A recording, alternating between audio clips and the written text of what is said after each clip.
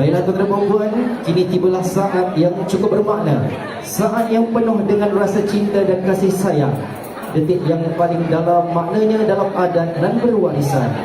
Kita akan menyaksikan momen yang menyentuh jiwa apabila ayahanda dan juga bonda akan menyempurnakan istiadat salam restu ke atas mempelai yang amat dikasihi.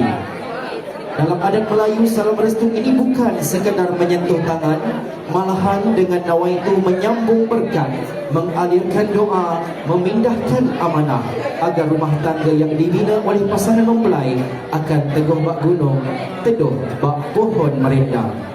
Bak kata pepatah, burung kedini terbang pagi, hinggap sebentar di ranting senar.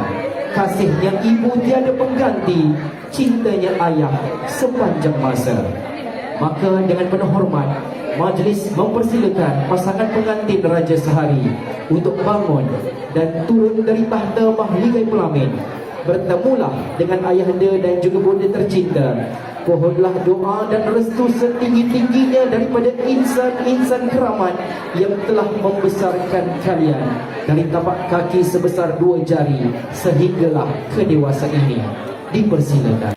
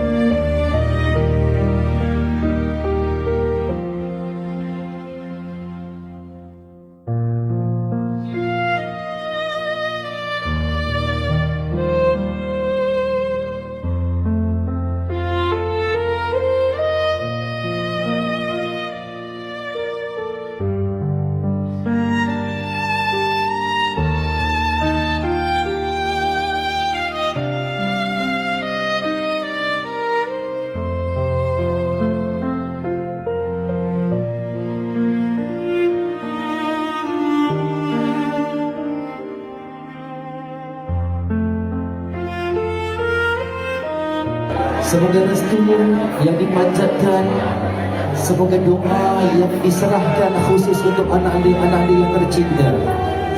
Moga-moga rumah tangga yang dibina oleh Farah dan juga Ashraf ini Allah Ta'ala akan iringi dengan keberkatan.